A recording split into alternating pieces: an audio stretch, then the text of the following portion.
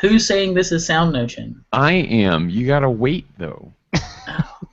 There's a delay when you hit live, and now this is the beginning of the show, is you saying, who's saying this is SoundNotion? Okay. This is SoundNotion, the weekly podcast for new music and music news. I'm David McDonald. I'm Nate Blayton. And I'm Sam Sears. I like to try to say it a little bit differently every time. That's fun for me. It's like one of those cartoons about being an actor. Mm-hmm. Maybe I'm just inventing this thing. Anyway, this week we have a slew of very cool news stories for you, and we're going to start with something a little bit silly, but that I like because I like Twitter and Twitter bots. And our friend Thomas DeNeuville over at the I Care If You Listen blog has launched just a couple of weeks ago as we're recording this, a Twitter bot called @CallForScores. You know what it does? It tweets calls for scores. And yes, that's... makes bacon. Well, it's actually really cool considering the readership of I Care If You Listen are the kinds of people who might be interested, you know. So there's really nothing to say about this except that it exists, and that if you are interested in submitting works to Calls for Scores, you should go on Twitter and follow Call for Scores. And if you have a Call for Scores that you would like people to submit works to, all you have to do is tweet your Call for Scores with a mention of this Twitter account, and it will retweet it. And so, as with most things like this, the more people who use it, the more effective it'll be. So please do it, so I can get all your calls for scores. Absolutely. Yes, and I can stop having to subscribe to all of the emails and just get 1,000 emails. I can just casually scroll through my Twitter feed and note them. In fact, what I should do is, and I will do this after the show comes down today, is I will send a link to this to my students. Yes. I will do the same, and it's worth mentioning that if you are interested in this because you realize it might be a valuable resource, but you consider yourself to be Twitter illiterate, it actually has examples of how to make this work. Do it like this, with pictures and everything. And if you don't want to sign up for a Twitter account, you can still see it because it's just a public Twitter feed. If you go to twitter.com/callforscores, then you'll see all of the things that have been in the call so far, and there's a bunch of them there. Yes, absolutely. Currently has 98 tweets, most of which are retweets of calls for scores. Excellent. Hey, do you guys know where all the good conductors come from? Germany, right? Well, it's actually right here in the U.S. Well, many good conductors. The Tanglewood Music Center does their thing every summer-long academy for, rising instrumentalists, composers, and conductors. And their conducting fellowship, the very first person to get awarded that fellowship was a little guy named Leonard Bernstein. And many other names that you would recognize have come through that and gone on to have careers. And we can all understand that it's not just because, or I would say it's not really because they learn how to be awesome conductors. It's because they meet lots of people who are good at their job and are going to go out there and have careers in the classical music field. They also happen to be pretty darn good. They happen to be, but I think that they're pretty good when they get there is the point. Yeah, fair enough. So it's a learning thing, but it's also a networking thing, as are most things like this in classical music. Can you take a guess at how many times the two fellows that they have every year have been both female? I'm gonna guess less than most. It's been 0 times. Really? Yes. None ever? No, they have had female conductors get the fellowship, but never this year. Both recipients of the fellowship are female. Mm-hmm. Yeah? How many times have they both not been female? Right.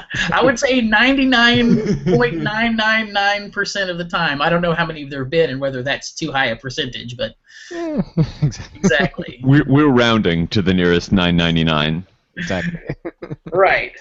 So this year, 2 female conductors, Marzina... Don't hurt yourself. She's from Poland, so I wouldn't have any idea how to say her last name. And Ruth Reinhardt. Um, One's actually pretty young, still Ruth is finishing her degree at Juilliard, and the other,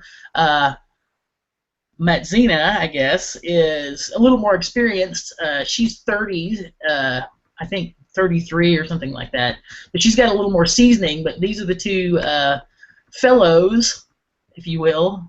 34. She's 34 for the conducting fellowship at Tanglewood this year. And I thought it was worth mentioning because we've addressed the issue of, well, I was going to say discrimination, but sometimes outright misogyny in the conducting world for women. So this is a sign. It's a good sign. And, something tells me that they won it on their merits and not just because, it'd be cool to have two women this time. I don't think that's the way they do things there. There's a brief little interview, and they both talk about the same kinds of things that we have talked about on the show many times. If you put on a little weight, people are going to say something. They're not going to say the same thing about a man. They're going to make comments about what you wear. They're not going to make the same comments about a man, et cetera, et cetera, et cetera. But this is certainly a step in the right direction. So hopefully, and these two ladies are out and have big-time jobs, and they're inspiring women to become conductors, and they get the Tanglewood Fellowship, they won't have any of those kinds of thoughts in their mind at all. It'll just be, I'm a conductor, and that's it. Mm-hmm. We hope, anyway. Right. One can hope. Yes. We have some news. This is breaking news from the SoundNotion news desk from 2 weeks ago. As we've discussed before, Claire Chase, founder of ICE, the International Contemporary Ensemble, has been running the show, and she is often brought up as the kind of exemplar of entrepreneurship in weird new music, and she's great. But we learned just last week that ICE, the International Contemporary Ensemble, is actually hiring an executive director, which kind of was Claire Chase's old gig. And this is not really music news as much as it is music. It's not even business because it's ICE. It's not like, Sony. But they have a new executive director, which to me is a sign that job has gotten big enough that Claire Chase cannot do that and also still focus on being a badass flute player, which is pretty exciting for ICE. Yes, and Vanessa Rose is the person who's been hired, and she's got her bona fides are there for sure. So bona fide. She's not doing this because she thinks it's cool or something. Obviously, when you look at the jobs she's had before, though it is cool. It is cool, but it's not. That's not the only reason why she's taking it. They're obviously paying her a salary worthy of the position because she has quite a bit of experience doing this type of thing. So hopefully this means that while they do unbelievably awesome stuff now, they will get unbelievably or awesomer. Because they'll have more time to focus on that awesome stuff. Yes. Mm-hmm. Yeah, and I've always liked International Contemporary Ensemble, ICE, for one thing, like everybody who's in it takes it on administrative roles, but they're also instrumentalists. And although she's in this role, Vanessa Rose is just being administrator, she's also a violinist, and so she kind of like really knows that stuff too, and is able to operate in both ways. And we should say that Claire Chase is still keeping an administrative role in the ensemble. She's still going to be co-artistic director, but it seems like she's kind of handing off some of the day-to-day business stuff to Vanessa Rose, which is very cool. We're happy for all of them. Yes.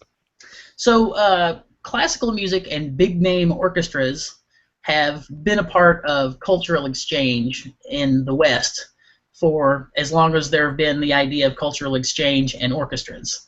We've talked about Minnesota going to Cuba, and just recently, yes. Yeah. Boston toured Russia in 1956. Philadelphia Orchestra went to China in '73. The New York Philharmonic played Pyongyang in 2008, and of course Minnesota just went to Cuba. Well, there is an orchestra going to spread Western culture in Iran. They just played a concert, and oddly, it's the China Philharmonic.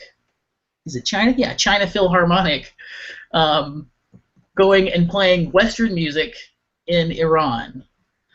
There's a piece by Anne Majette that kind of addresses how sort of strange to think that China is sending an orchestra and going to Iran and they're playing Western music, but a mix of Western and more traditional music.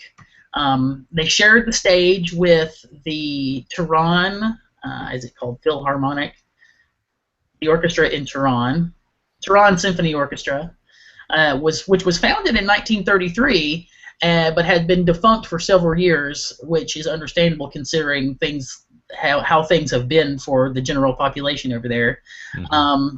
Recently reconstituted and revived this. This is the quote: "Revived this last April with, by what one account was a struggling but eager performance of Beethoven's Ninth." Yeah. So. They probably don't have the largest pool of, violinists and bassoonists and oboe players to pull from there. It's also really hard to keep a violin in good shape in the desert. Yeah. So anyway, we are perhaps on the way to sort of normalizing relations with Iran somewhat, and normalizing is a relative term, I would say, in this regard, but yeah. Yes. Yeah, and it's I think the fact that the concert was very well received according to all reports, and I think it's a good sign that something like this was able to happen, and also kind of weird that it happened with the Chinese orchestra going to do it. Well, we'll know we've really gotten things figured out when Kanye tours to Tehran. I wouldn't hold your breath on that one, although, I don't know. I'm going to let you finish. See, that was a joke that just arrived in a time machine from 2007. Yes, sir. So, speaking of orchestra news, we read recently that the Detroit Symphony is starting a new streaming service, which is going to have a lot of their own new recordings of new works written for them, which is very cool. There have been a lot of streaming music services launched over the last 5 years, and we often lament that classical music is really poorly represented in these streaming services because they focus on a larger segment of the market that doesn't care very much about the things that we care about in a streaming service. Well, the Detroit Symphony is trying to work around some of those things by just launching their own streaming service, which means presumably they have fewer entities that need a cut of the revenue that is coming in, so the musicians and the orchestra itself are going to get a bigger chunk of whatever it is. Now, it's going to be a small pie to begin with, but they should get a bigger piece of it.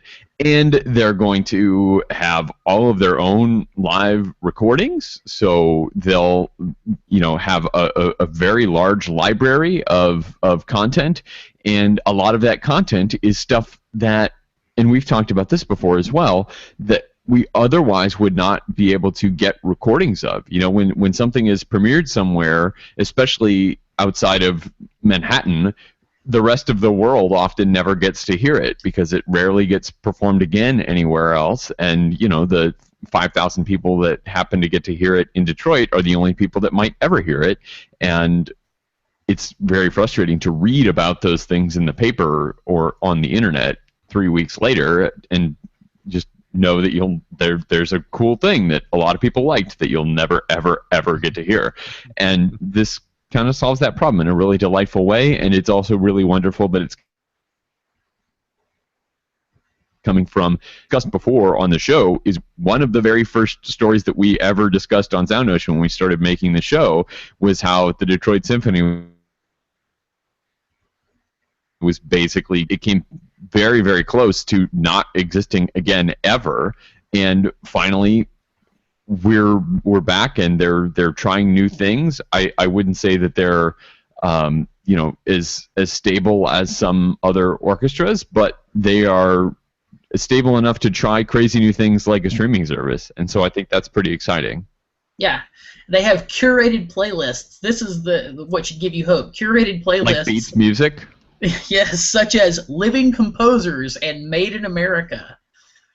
So all right. That's pretty amazing. Featuring living composers, just a selection of some: Mason Bates, Gabriella Lena Frank, Missy Mazzoli, Augusta Reed Thomas, Andre Previn, Cindy McTee, et cetera, et cetera. So a lot of people who are out there still doing it and didn't have to die for people to love their music. That seems improbable. Yeah, that's crazy talk. They do have a 2-minute limited preview that you can try, so you can listen to as much of their music for free as you would like in 2 minutes. Yes, 2 minutes at a time. For a $50 donation, yeah, you get unlimited access. For how long? Forever? I think it's a year, isn't it? $50 a year's not bad. No. Yeah. Actually, when I read this story, half what I pay to Spotify. When I read this story, I'm like, I wonder if I can get my school to like fork over the $50. Yeah, right. And like some way be able to do this at school, because it would be nice to be able to send my composition students to the music library and sit at a computer and listen to some brand new, hot off the press music. The textbook. You got to buy this $50 subscription. Yeah. Oh, there you go. Just makes students buy it, right? That's what the university system is all about. That's right. And requiring other people to buy things. Do you have a textbook you make composers buy, Dave? I don't, but we can talk about this after the show.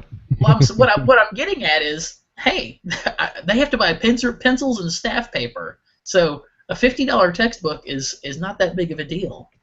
Well, not a huge stretch. You can fork my composition curriculum on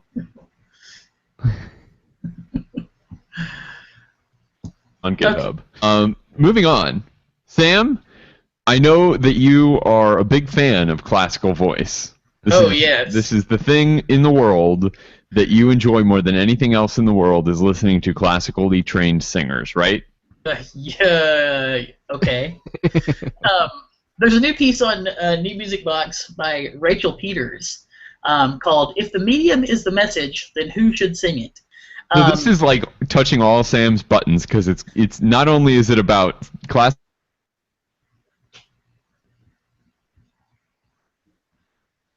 singers. Sorry, I didn't mean to kill your momentum. I was just making a joke. Hey. No, you actually dropped out for a second. Yeah, the connection. You dropped out for a second, so I didn't hear you ridicule me. But I've heard it so many times, I can imagine. No, I was just saying, like, this is a perfect Sam story, because it includes two of your favorite things: classical voice and Marshall McLuhan references. That's it. Absolutely. I do love Marshall McLuhan references. Although they should have said, "If the medium is the massage." As a brief aside, you know that wasn't supposed to be the title of that little book. I think it was a typo that he just ended up liking. It was a typo, and he said, "Don't change it. It's perfect and right on point." So anyway, the piece basically is addressing the idea of how does a composer. From her discussion, it's obvious that she is both a singer and a composer. How do you navigate a world where you're not sure who you might want to sing your piece? And she points out that lots of pieces, yes. I'm going to ask you to start over piece, because you're breaking up for me. Okay. I wonder if Megan has started streaming video and that's why this is happening. I think it's your end, Dave, because Sam sounds good to me. But okay. I will. Hold on. Okay. So, how far? Like, set up the thing, like, say there's a piece in New Music Box. Dave. From Sam. there. Your videos. Okay. I feel like I'm on candid camera. So, how far back do you want me to go? Is my question. Well, so I keep answering that question, and apparently my answer keeps getting swallowed by the internet. Yeah. But the status of our connection is this is not good. Yeah. Hopefully, it's going to settle in now. Yeah. Did you have to do a thing? Do what thing? I don't know. Did you do something to smooth something out? It looked like you were poking at something. Dave, because Sam has been clear for me. Oh, okay. Well, I just turned. God, what is going on? What's you keep laughing? We keep losing you. That time you were talking about something you did to help solve the problem, and while you were in the middle of that sentence, it went ring, and you froze. Well, shoot. I think your computer has a hangover. Something like that. It is All right. a laptop. Testing, testing, testing, testing. Asparagus, asparagus, asparagus. I don't know. It seems like it's. I can't figure out like when it's going to happen. It's like totally random. Yeah. Yeah. It hadn't happened until like right before it became a problem that you noticed. Like it hadn't happened to me until that time. So Yeah. I don't know if like something's happening. Everybody in your apartment complex is waking up and turning Netflix on at the same time or something. Exactly.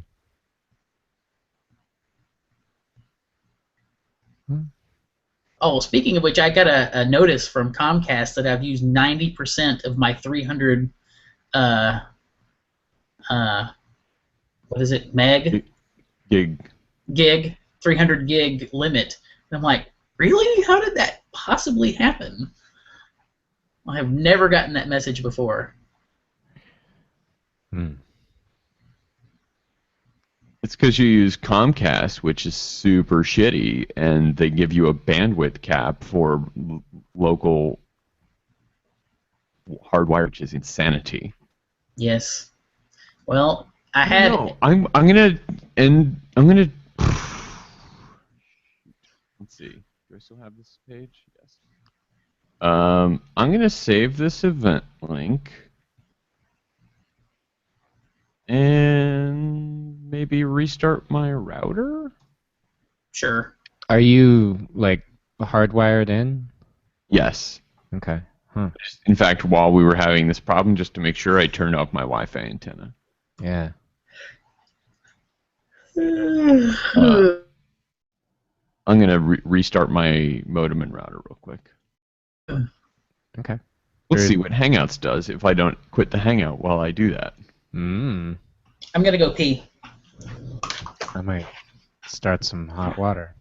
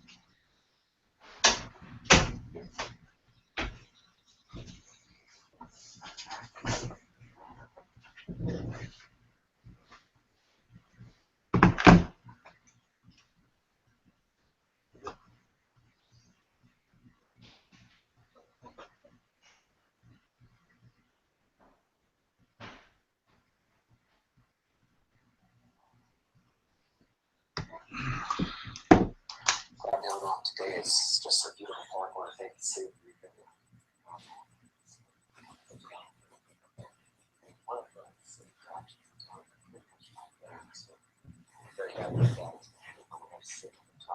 when they have a lot of cheap powder boards in the store, they only get one all these powder boards.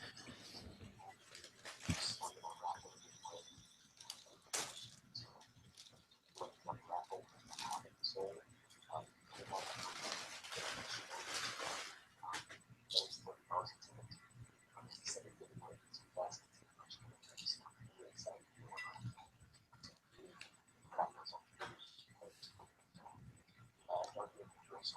fundraising. Not only are you giving up on just person in the industry, but I know you're looking at making a $20,000 check to the St. Jude Research Hospital. And earlier in the year, we talked about it.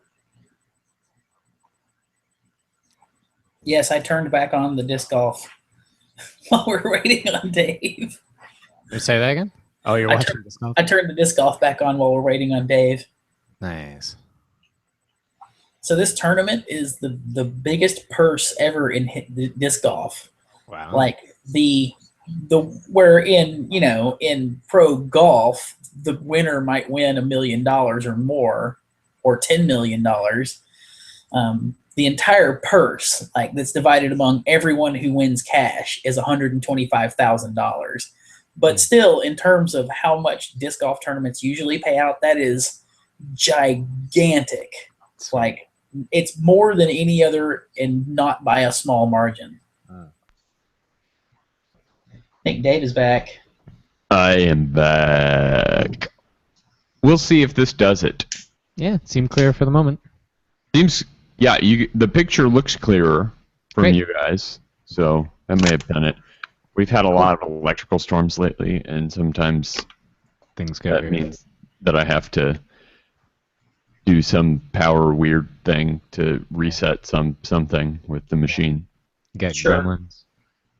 Well, it seems like modems and routers are particularly susceptible to being borked by power surges. Yeah. We have a lot of lightning strikes in Florida. Apparently, we have more lightning strikes per square mile in Florida than anywhere else in the country. My in-laws had lightning basically strike in the middle of their cul-de-sac, like in the pavement turnaround, and it fried a router and a modem and their television, like their 72-inch mounted on the wall gigantic television. Wow. That's why they say power strips. Yeah, well, Yeah, I got a UPC from the local Radio Shack because it was going out of business for super cheap, and I made sure that my good TV and my audio gear in my home entertainment system is all connected through this nice-ish UPC, and I should get a second one for the computer rig. They're on surge protection, but they don't have like a big brick, giant, heavy backup thing. Yeah. Like I have for the like my amp and preamp that my entertainment center speakers are connected to are not mine. They belong to Tim, and so I want to make sure those are protected. Yeah, sure. And also my TV because I like it, even though I basically never turn it on. All right, Dave. So tell me where you want me to start. I'm thinking about it, and I think the safest thing to do is for us to back up to me introducing the topic and throwing it to you. Sure. Do it. All right, I'm going to drop another marker in Audition, and then we'll do that.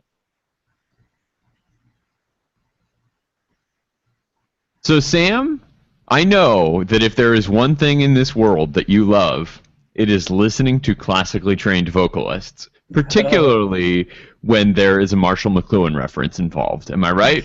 Well, one of those things is correct. Oh. I could be misremembering. I'm not a young man. Yes.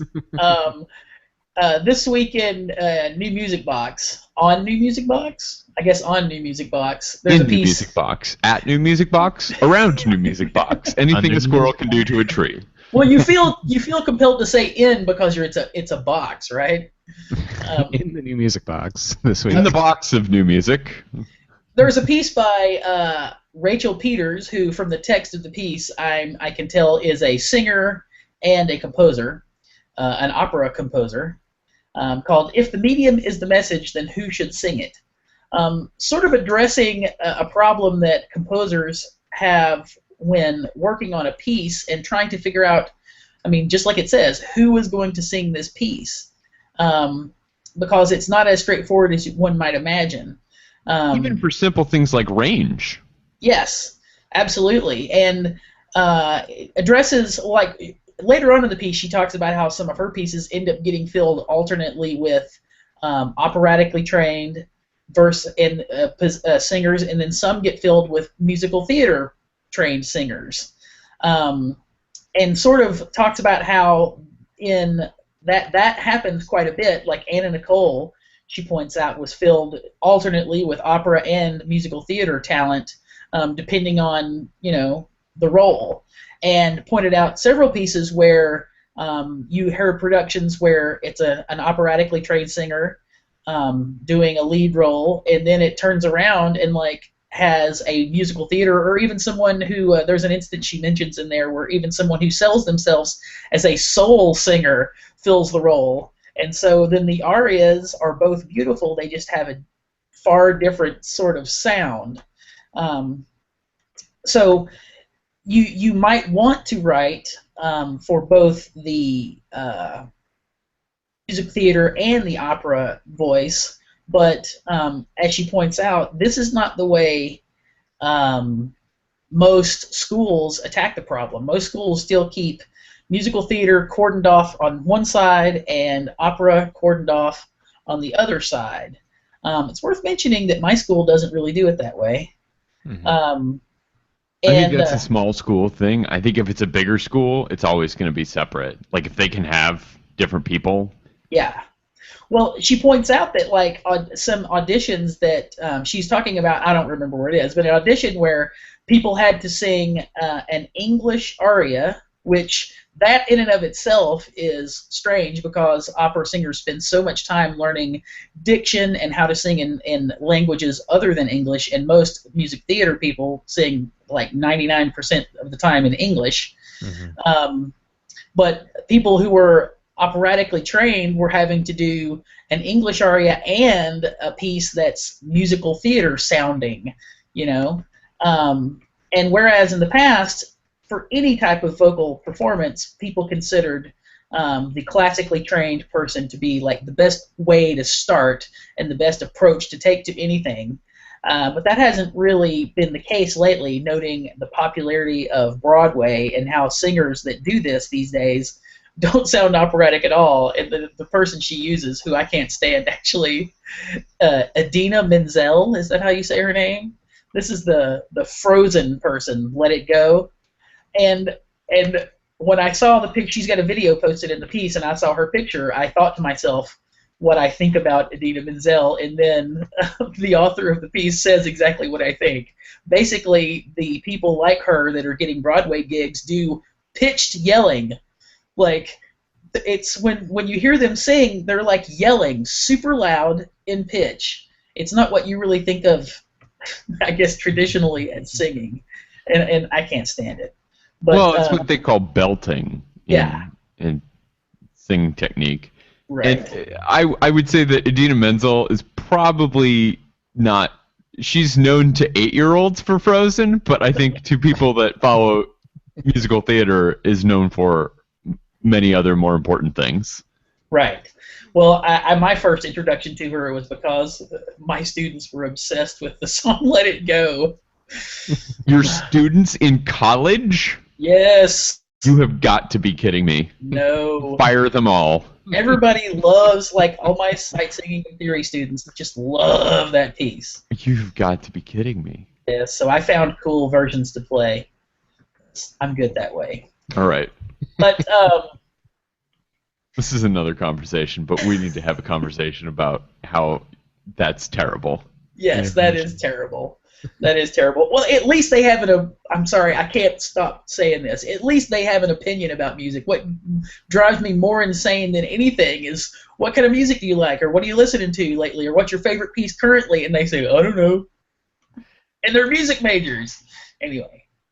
Yeah. So This is really an interesting thing to talk about because we've talked to several composers on the show who are writing vocal music, and some of them are writing very kind of Western traditional operatic style, classically trained singer music, and others of them are writing music that is very nearly a pop song, and they're very different styles of singing.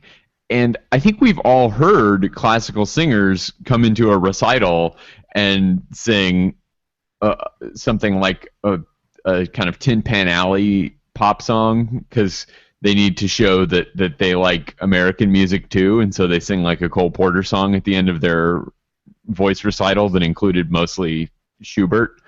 And it sounds awful. It sounds really terrible. Like, I do not want to hear you sing a Cole Porter song the way you just sang Schumann and Hugo Wolf songs. Like, nobody wants to hear that. Literally nobody wants to hear that. It's terrible.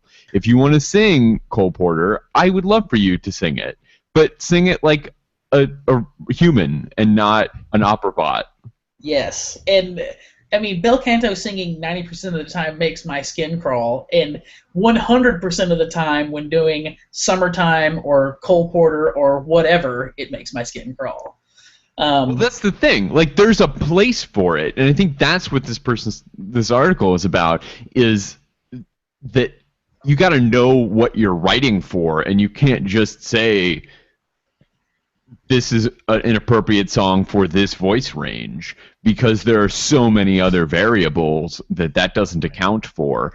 And traditionally, we've not specified that this needs to be performed by a Broadway singer or a country singer or a soul singer or whatever, but maybe we should. And I don't know what music that I would write that would be for R&B singer would sound like, but I think I should find out.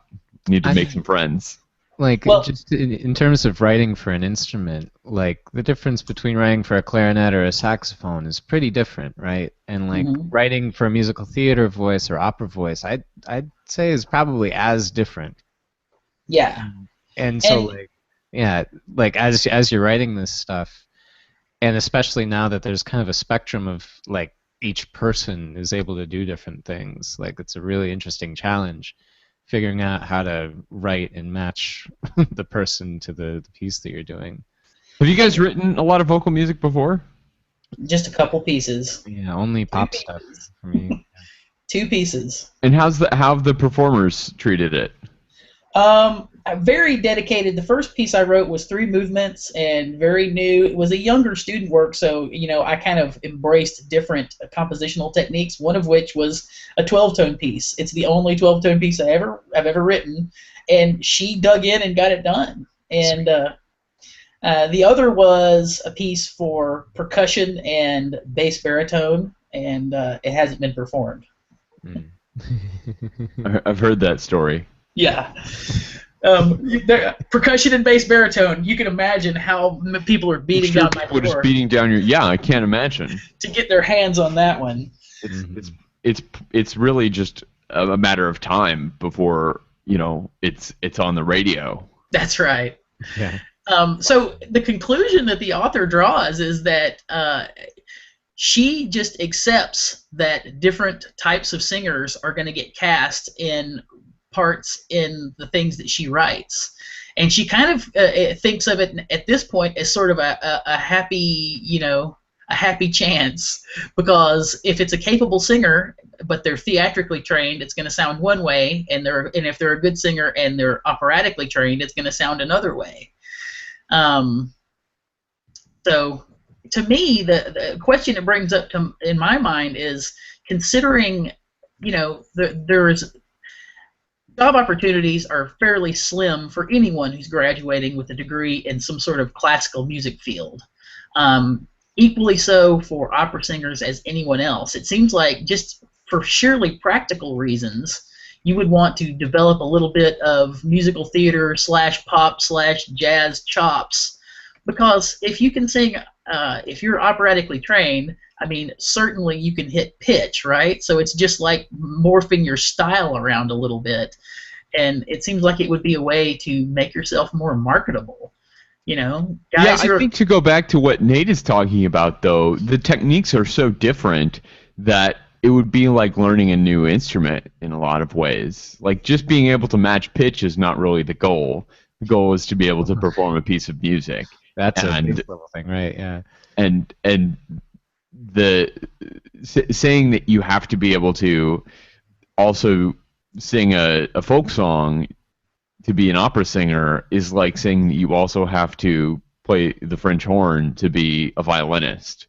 That's I don't think it's the same. I think it's the same. I think the comparison I would draw are people who are getting degrees in saxophone. If they know what's good for them, they're going to learn how to play jazz some. And playing jazz saxophone, I'm not talking even from a stylistic point of view, but also being able to improvise some. That is not anything like playing the Glazunov Sax Concerto. Right. And if you want to get a job these days, you had better learn how to do it, because places who hire saxophone teachers want a twofer. You know what I mean? Mm-hmm. They don't want to have to hire some guy who plays saxophone to teach the Glazunov to this group of kids, and then hire somebody else to teach Billy's Bounce to this group of people. They want somebody who can do both, and they're very separate skill sets. But I know, and we know personally, people who are graduating and can do both very, very well. I think they're more different than you are treating them in that analogy. But none of us are singers, so we don't know what the heck we're talking about. So write to us and correct us. We would love to hear your corrections. Yeah. And we've now come to our regular portion of the show, our obituary portion of the show. We have a very sad obit this week. Yes. And that is that we're going to lay to rest our good friends at Columbia House Records. Columbia House Records. I did if anyone out there who's too young to know what Columbia House Records you might have to explain to anybody who's under 30 what Columbia House was. I was going to say, I feel like I'm right on the edge of Did you do Columbia House, Nate? No, but I saw the ads a lot. And I never did it, but I had a lot of friends that did. Okay, I was just too lazy. The article claims it's been write called letters and mail things. The article claims that it's quote been called the Spotify of the '80s. Sure. It was a business model where they would give you a great freebie thing at the beginning, in the form of it started off as 12, but when I did it, I remember they said plus a bonus, so I got 13 cassette tapes is what I got. This started off years ago, 1950. And you got them for like a penny or something. A penny, yes. Yeah, right. This company started in 1955 as doing like mail order vinyl records, but the model had morphed by the time I did it, probably circa 1985 or so. 13 cassette tapes for a penny. The trick is you sign a contract agreeing that you're going to buy X number of additional tapes during a 3-year period or a 2-year period or whatever it was. And I, like many people, didn't ever buy a single tape after my first 13 free or 13 for a penny. And but you were a college student, so you would just move every 6 months, and it didn't matter. I was not a college student. I was not a college student in 1985. How old do you think I am? I don't know, like 80. You're a late starter. The fact Tim's a late bloomer. He's actually even older than you think he is. I didn't start college until I was 26, so give me a break. Oh, that's right. Yeah. Back in 1973, it just took you a long time to graduate. Yes. So it's funny that obviously this business model worked because they were in business for a long time doing this, and they constantly tweaked it around with the times. They, added 8-track tapes, and then they added cassette tapes, and then they became, exclusively, as you might not be surprised to find out, a CD marketplace. And then actually since 2010 they had been doing nothing but DVDs in an attempt to stay afloat, but it didn't work. Yeah, they got the DVD thing tried to come around right around the same time that people were doing the Netflix thing. Yes, so they were doomed. Streaming media of any kind basically put them out of business. But, I have to hand it to them because there were no repercussions whatsoever for me. And I didn't have a lot of money growing up, and I got 13 tapes for a penny and then never had to do anything else, and there were no ramifications. There were no consequences of any kind for my skullduggery. And I knew people that did it every year or two. Yeah.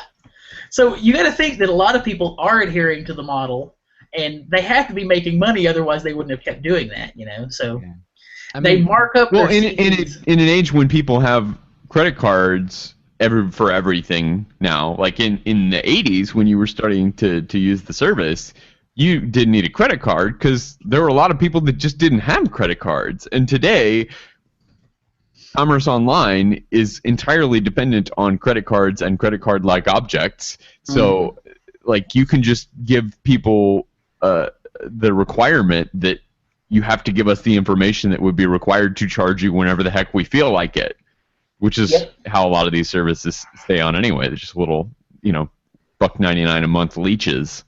Yep. Yeah. So but that was the beginning of my. I remember I had just started playing bari sax in the high school jazz band, and so that was beginning my music education that way. But this was my sort of self-selecting music education. Nice. I got Duran Duran, Cyndi Lauper, ZZ Top, but I also got Van Halen, Diver Down. Became obsessed with one of the greatest guitar cadenzas in the history of guitar cadenzas. Eruption by Mr. Edward Van Halen. So I got some Led Zeppelin and some Pink Floyd, and took recommendations from my older brothers, and I listened to those tapes until they were worn out and wouldn't play anymore. So that was the beginning of music for me as far as listening goes.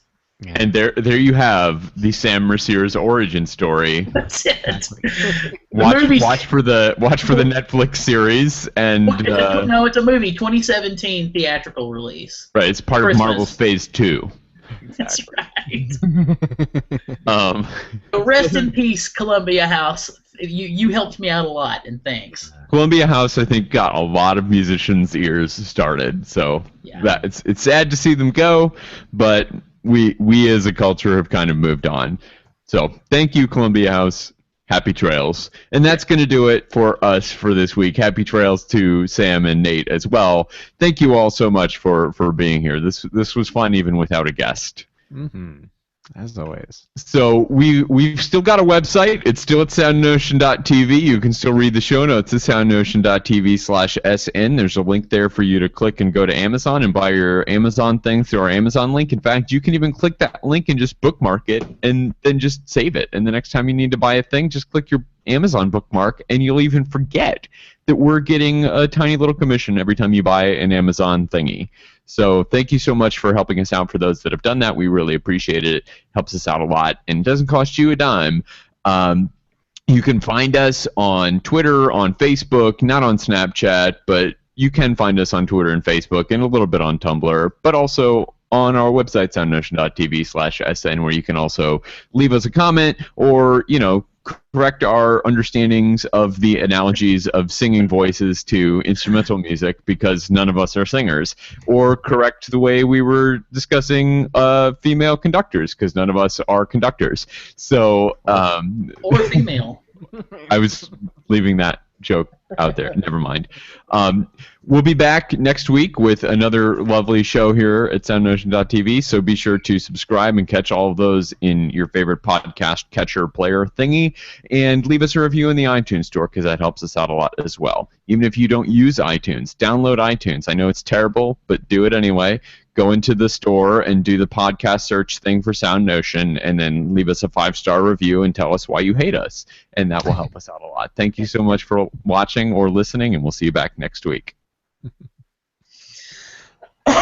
It's like download iTunes, give us 5 stars, and then delete iTunes off your computer.